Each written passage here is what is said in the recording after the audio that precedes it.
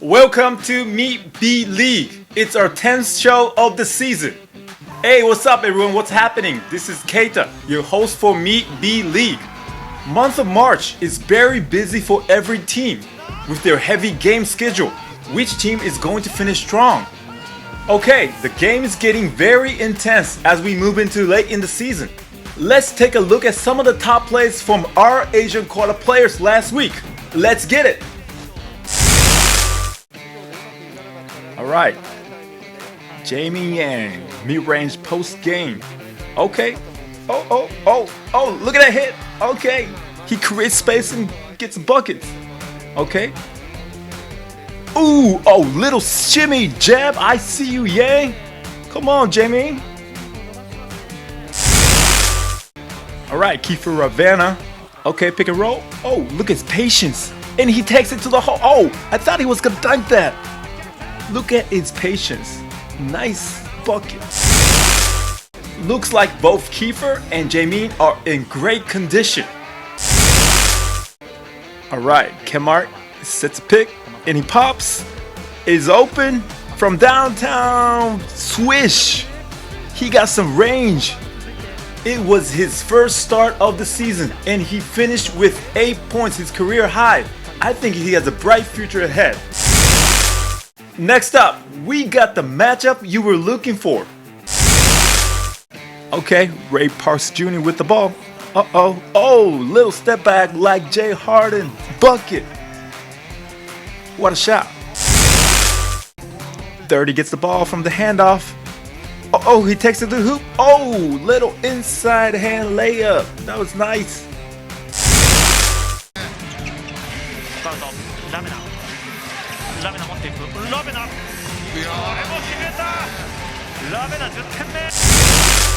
I didn't even realize what the play looked like till after the game. I honestly just made a counter to what the defense gave me, and he's a very tough defender as well, so I was just lucky that I was able to make that play and convert that basket. Well, of course, I'm very excited to play another Filipino and a very tremendous player in Ray Parks. And also, I was just very excited to be back. You know, I was out for a couple of weeks for the national team, but it was my first game back, so I was just very happy to be on the court with my teammates again. Feels good. Definitely missed the team, missed the boosters, and missed the whole community. I missed the country as well, so it just feels good to be back right after playing for the national team. So it's, feels like a breath of fresh air. That was some intense battle between the two. 30 had a great performance too. 30's play is always dynamic and energetic. He leaves everything out on the court every single game, and that's why fans love him. Congrats on defeating a very tough team. Alright, our main topic for today is a player who is showing some potential slowly and surely. Brandon Jawato. Let's focus on Jawato as his challenge in the B-League continues with one of the elite teams in the league, Utsunomiya Breaks. We also have an exclusive interview with him, so make sure to check it. Jawato plays for Utsunomiya Breaks.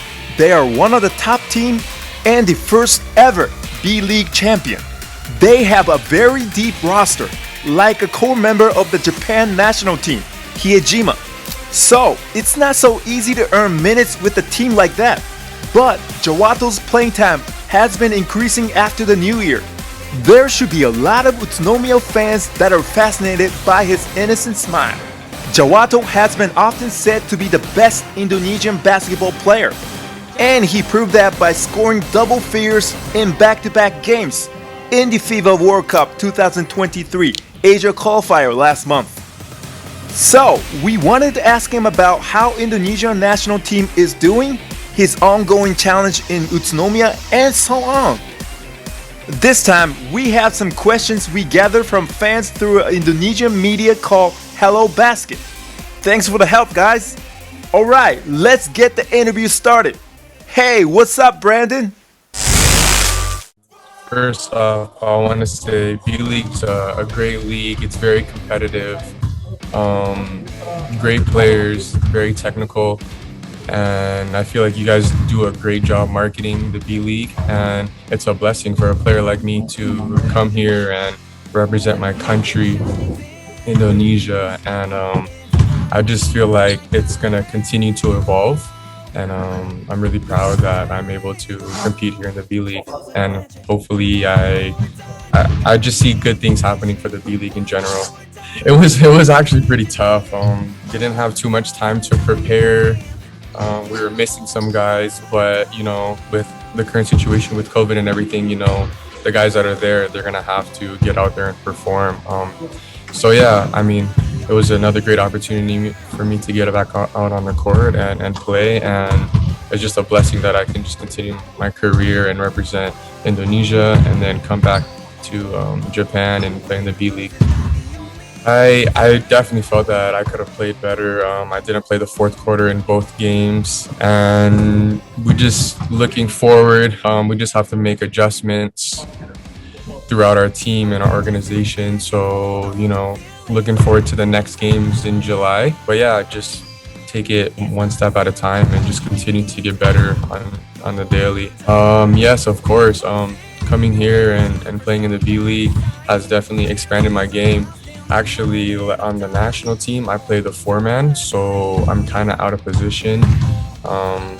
And here in the B League, I'm able to play my natural position, which is the guard. So, you know, it's making me more of a versatile player.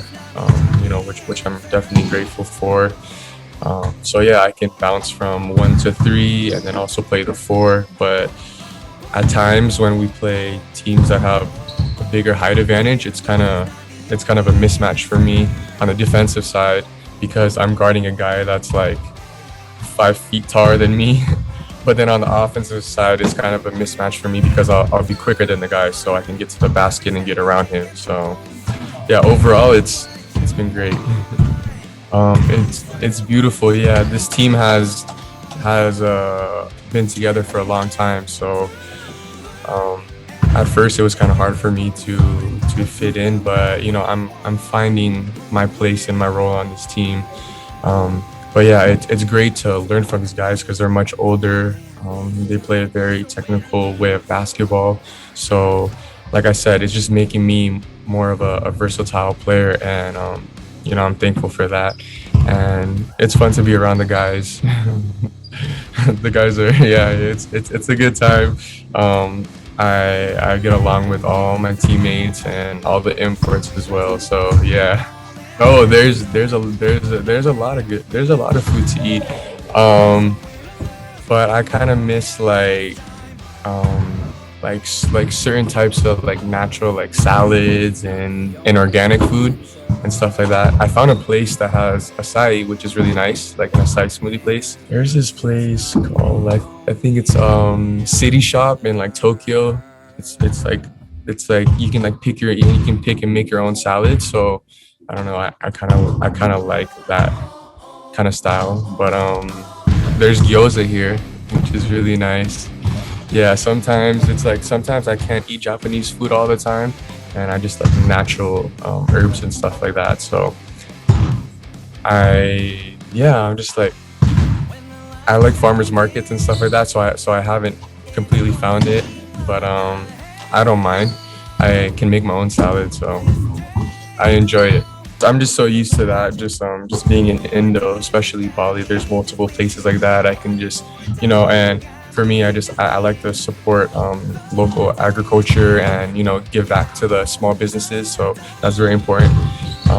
Actually, I did find that in near Mount Hunter. I found when I drove out to Mount Hunter, I found like little aunties and uncles. They have their little shop off to the side, so I would buy like fresh produce from them. And yeah, it's just something that I've always supported, because my mom's all about sustainability, and me too. So yeah, he's of course very passionate about winning, That's for sure. I mean, who's like everyone is passionate about winning, especially this league. But he's, I would say to me, he's like an introvert. Like he's pretty quiet at times, you know. But I know how hard he works, and he's always like watching film and writing, drawing up plays, and much respect to him. So yeah, in that way, I feel like he's very passionate. Yeah, of course he's manly, but like I'm used to a coach like yelling. He doesn't do that, you know. He does it in a very good manner to please the players. So start with Yuta, the legend, and great guy. He's a legend. Look up to him. If I have any questions, I always ask him. I go to him because he just has so much knowledge of the game. So he's a very important person to talk to, and great guy, flat out, quiet, but when I ask questions, he definitely responds in the right way, and I learn from him a lot, so I look up to him. Yeah, he also lived in Hawaii, and he also lived in California too, so, you know, we talk about other things besides basketball. Mako, good guy. He's funny. He's a little different from the rest of the guys, but yeah, I respect his game. Great shooter, high volume shooter. Yeah, we're just like every time I say what's up to him, it's just giggles. So that's always a good sign. yeah. He's funny. Yeah. Great guy too. He's older, so definitely learn from him a lot. Yeah, we talk about other things besides basketball, about the national team, about me when I went to Vegas for training camp with the national team, the first windows. At times you can be quiet, but if you engage in a conversation, of course, you know, it's always good. I don't know if I can talk about that, but just some things that just go on in the locker room, which I think are hilarious. The guys are funny, so I can't help but burst out laughing. But yeah, just our locker room shenanigans. After the game and before the game, just stuff that happens in the locker room is funny to me.